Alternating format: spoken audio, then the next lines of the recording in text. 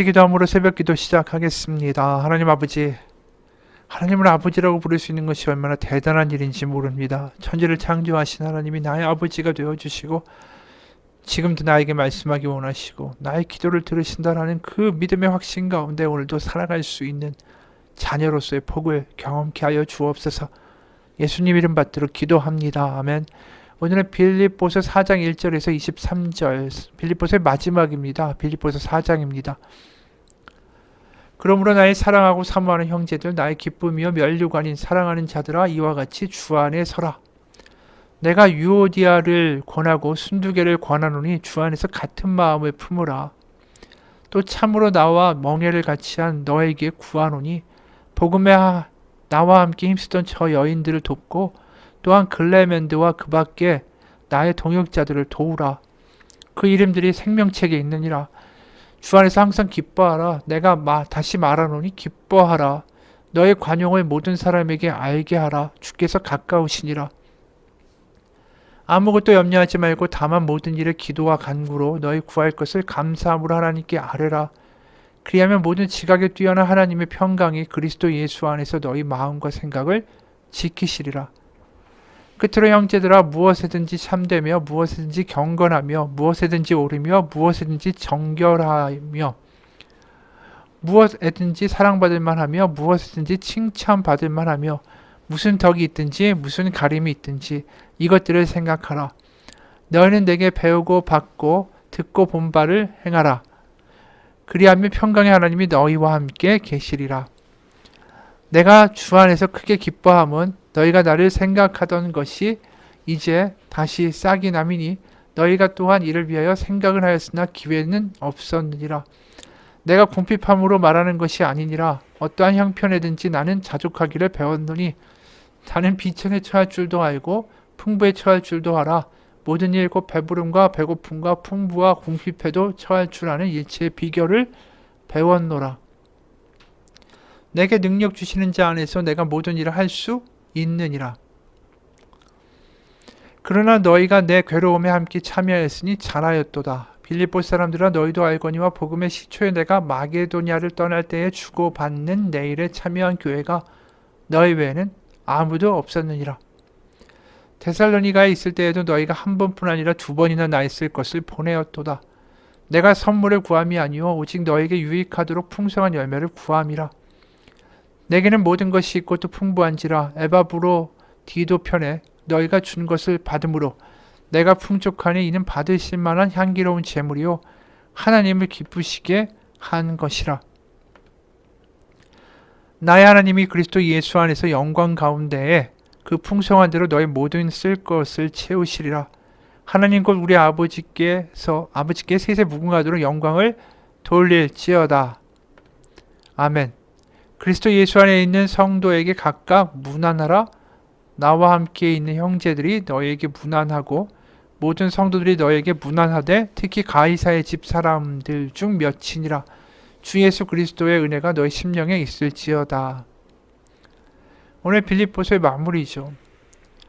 생각만 해도 뭉클할 정도로 늘 어려울 때 자신을 도와주던 빌립보 교인들에게 과연 편지를 마무리하면서 어떤 당부를 하게 될까?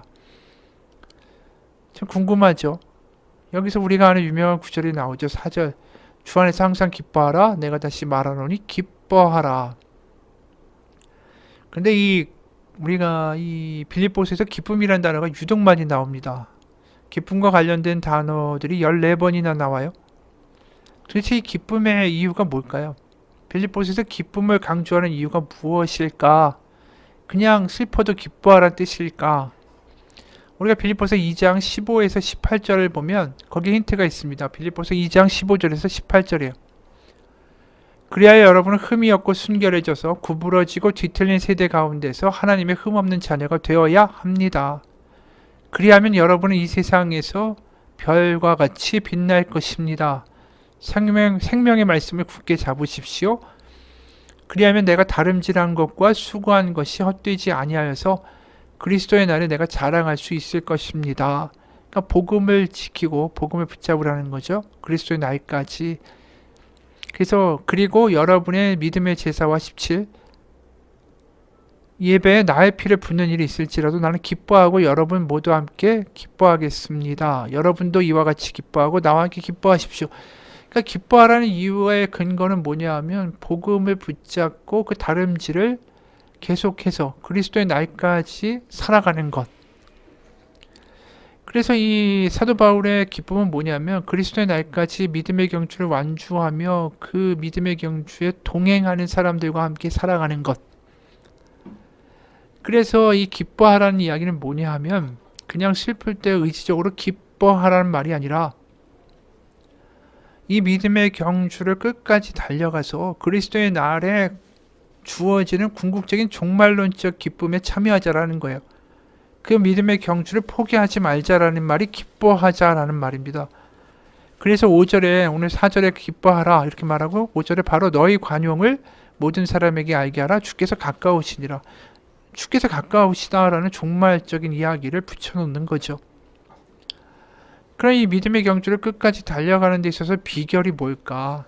아니 이 믿음의 경주를 정말 그리스도의 날까지 달려갈 때 유혹도 많고 시련도 많고 힘도 들 거 아니에요? 그럴 때 비결이 6절과 7절인 거죠. 아무것도 염려하지 말고 다만 모든 일에 기도와 간구로 너희 구할 것을 감사함으로 하나님께 아뢰라. 그리하면 모든 지각에 뛰어난 하나님의 평강이 그리스도 예수 안에서 너희 마음과 생각을 지키시리라. 믿음의 경주를 해나가는데 마음이 흔들리지 않도록 잡아주시는 하나님의 평강은 6절처럼 우리가 늘 하나님께 어려울 때마다 우리의 마음을 드릴 때, 아뢰일 때 이루어진다라는 거죠. 어제도 말했듯이 복음이 뭡니까? 우리가 우리의 마음을 스스로 지키고 우리가 죄를 이기고 세상의 유혹에서 승리하는 게 아니라 우리가 마음을 내어드리는 싸움을 하는 거잖아요. 그러니까 우리가 해야 되는 어떤 믿음의 경주에 끝까지 달려가는데 핵심은 항상 수시로 마음을 하나님께 드리는 거죠. 능동적 수동성이라는 말입니다. 그래서 6절에 아무것도 염려하지 말고 다만 모든 일에 기도와 간구로 너희 구할 것을 감사함으로 하나님께 아뢰라. 그러니까 걱정과 염려 가운데 너의 마음을 주지 말고 너의 마음을 주님께 드리라. 그래서 그 마음을 드리는데 좀 더 심플하게 이것을 정리하면 감사함으로 드리라는 거예요. 감사함으로. 그러니까 우리가 하나님께 마음을 드릴 때 가장 중요한 게 감사가 동반되는 거죠. 왜 그럴까? 우리 마음을 수시로 어려울 때마다 하나님께 마음을 드리고 향할 때 감사가 그 키가 된다. 이게 되게 중요한 이야기 아닙니까? 우리가 능동적 수동성이다. 하나님께 마음을 드리면 하나님 우리의 마음을 장악하시고 바꿔가신다. 알긴 알겠어요. 우리 수시로 주님께 바라보고 주님께 마음을 드리려고 해요. 주님 이렇게 기도한다고 칩시다. 그런데 거기에 키포인트가 감사라는 거죠. 왜 이야기가 나올까요? 이게 되게 중요한 거 아니겠습니까? 우리 그냥 감사하면서 삽시다. 감사해야지 복 받습니다. 감사하면 하나님 은혜 주십니다. 이게 아니라는 거예요. 왜 감사가 마음을 드리는 데 있어서 굉장히 중요한 포인트일까? 우리가 사랑에 빠진 사람을 한번 상상해 봅시다. 사랑에 빠지면 그 사람의 일거수일투족이 다 보여요. 관심이 있으니까. 예를 들어서 누군가 자기를 사랑해서 종이학을 접어줬다고 칩시다. 요새는 전혀 안 하지만 옛날엔 그랬으니까.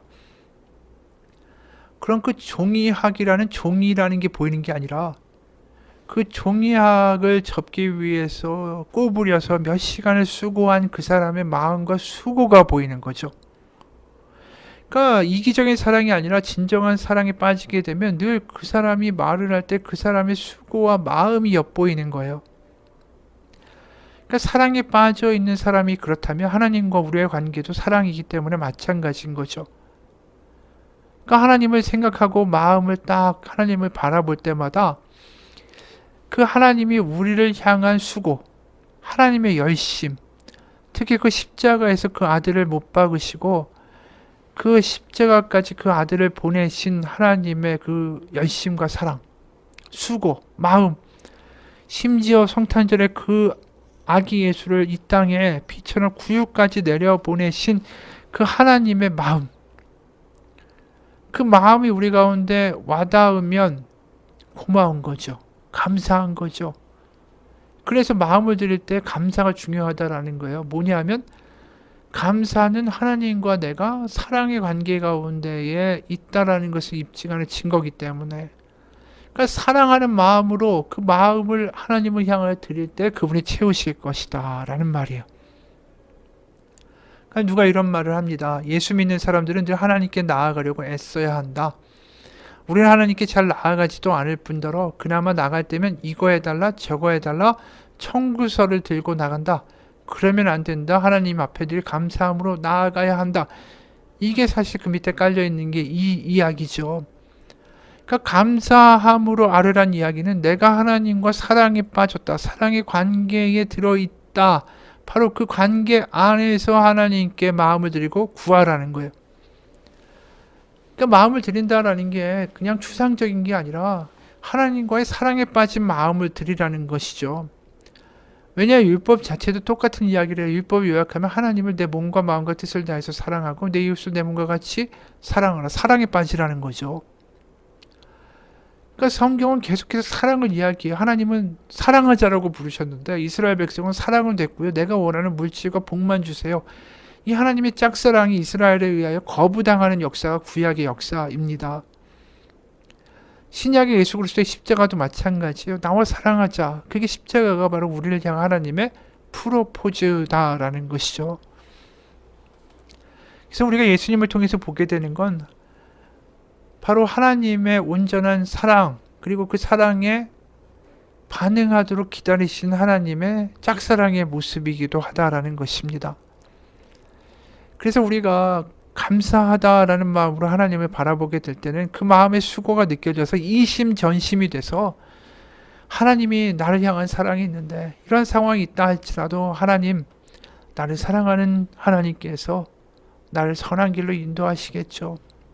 하나님은 지금도 나를 향해서 마음 아파하시고 애쓰시고 수고하시지 않습니까?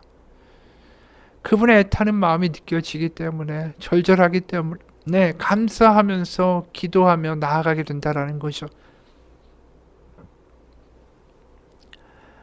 그래서 6절에 아무것도 염려하지 말고 다만 모든 일에 기도와 간구로 너희 구할 것을 감사함으로 하나님께 아뢰라. 이 구절을 많이 우리가 인용하면서 가장 큰 오해라는 게 뭐냐 하면, 특히 부흥에서 잘못 해석하는 거예요. 당신의 소원과 당신이 원하는 것이 미리 이루어졌다라고 믿고 감사부터 하십시오. 그게 믿음입니다. 그럼 믿음으로 말미암아 하나님이 응답하실 것입니다. 지금 아프잖아요. 이미 하나님이 날 낫게 하셨다 라고 선포하고 감사하면서 기도하십시오. 그럼 건강해질 것입니다. 이렇게 얘기한다라는 거죠. 근데 여기서 중요한 건 뭐냐 하면, 우리가 감사해야 되는 이유는 내 소원이 이루어질 것을 미리 감사하자라는 게 아니라 하나님이 나를 그렇게 사랑하시는 나의 아버지시다라는 게 감사의 이유가 돼야 되는 거죠. 그러니까 이게 굉장히 중요한 문제예요. 감사에 있어서 왜 감사하는가. 실제로 바울은 그래서 11절에 내가 궁핍함으로 말하는 게 아니니라 어떠한 형편에든지 나는 자족하기를 배웠으니, 12절에 나는 비천에 처할 줄도 알고 풍부에 처할 줄도 알아. 모든 일, 곧 배부름과 배고픔과 풍부와 궁핍해도 처할 줄 아는 일체의 비결을 배웠노라. 이게 뭘 얘기하냐면, 내 소원이 이루어져서 감사한 게 아니라 내가 풍요롭고 평안해서 감사하다라는, 그게 나에게 중요한 문제가 아니라는 거예요. 하나님이 나를 아끼시는 내 아버지시다라는 것 자체가 감사하기 때문에 어떤 형편에도 내가 자족할 수 있다라는 거죠. 그러니까 감사의 이유가 사실 6절 말을 딱 띄워가지고 우리가 우리의 소원을 이루기 위한 하나의 방식으로 기도하십시오. 통성으로 기도하십시오. 감사함으로 이미 이루어 주실 것을 이미 이루어졌다라고 믿고 감사함으로 먼저 선취하여 선포하십시오. 이게 믿음입니다. 뭐 이런 식으로 이야기하면 결국 믿음에 실족하죠. 왜냐하면 내가 원하는 대로 하나님이 안 하실 수 있으니까요. 그러니까 사도 바울도 내가 안 돼도 잘 돼도 상관없다라는 거예요. 그거 자체가 문제가 안 된다라는 거예요. 난 늘 감사하다라는 거죠. 왜요? 하나님과의 사랑에 빠져 있으니까. 그래서 13절에 또 이런 말씀도 되게 유명한 거잖아요. 내게 능력 주시는 자 안에서 내가 모든 것을 할 수 있느니라. 이 구절을 가지고 자기가 원하는 것을 막 할 때 막 인용하고 선포하는 사람들이 많이 있습니다. 그런데 내가 능력 주신 안에서 내가 뭐든 할 수 있다라고 말을 하는 사도 바울이 지금 정작 어디에 있는가가 중요한 거죠. 로마 감옥에 투옥되어 있잖아요. 잘된 게 아니에요. 내가 능력 안에서 모든 걸 할 수 있다는 이야기는 뭘 의미하냐면 바로 앞에서 내가 비천이나 풍요나 배부름과 배고픔이나 능히 다 감당할 수 있다. 왜요? 하나님이 날 사랑하는 마음을 알고 이심전심으로 나도 하나님을 사랑하기 때문에 비천도 괜찮고 풍요도 괜찮고 배불러도 괜찮고 배고픔도 괜찮고 내가 모든 것을 다 감당할 수 있다라는 거죠. 바로 그분의 사랑이 나를 채워가고 그분의 열심이 나에게 느껴지기 때문에 나는 감사할 수밖에 없고 모든 것을 감당할 수 있고 평강 안에서 살 수 있다라는 이야기를 하는 것입니다. 그래서 실제로 고린도후서 6장 10절에 이런 말씀하죠. 근심하는 자 같으나 항상 기뻐하고 가난한 자 같으나 많은 사람을 부요하게 하고 아무것도 없는 자 같으나 모든 것을 가진 자로다. 실제로 세상에 볼 때는 근심해야 될 것 같고 가난하고 아무것도 없는 자 같은데 기뻐하고 많은 사람을 부욕해 하고 모든 것을 가진 것처럼 살아간다라는 거죠. 우리가 하나님을 믿는 이유가 근본적으로 나의 잘됨과 나의 성공과 내가 원하는 것이 이루어지기 위해서 믿는가, 아니면 하나님이 나의 하나님이 되시기 때문에 하나님이 선한 아버지이기 때문에 감사하고 그 감사함으로 말미암아 나의 마음에 있는 고민들을 아뢰며 나아가는가, 우리의 믿음의 본질과 현주소가 어디인지를 우리가 분명히 할 때에 하나님의 능력을 맛볼 수 있고 하나님의 만지심을 맛볼 수 있고 하나님의 위로를 받을 수 있는 진정한 믿음, 복음이 무엇인지를 경험하게 될 거라고 믿습니다. 같이 기도하겠습니다. 하나님을 이용하는 것이 아니라 하나님과 사랑에 빠지길 원합니다. 하나님이 살아계시다. 그리고 그 큰 하나님이 나를 사랑하기 원하시고 나의 사랑을 갈구하신다. 그것이 우리의 마음을 장악하고 우리 가운데 믿겨지기 원합니다. 그것이 우리 가운데 소유될 때 세상이 두렵지 않습니다. 바로 그런 대단한 복음을 가진 사도 바울, 나를 본받으라고 말하는 사도 바울의 그 열정과 감격이 우리 가운데 소유되게 하여 주옵소서. 살아계신 우리 주 예수 그리스도의 이름 받들어 기도합니다. 아멘.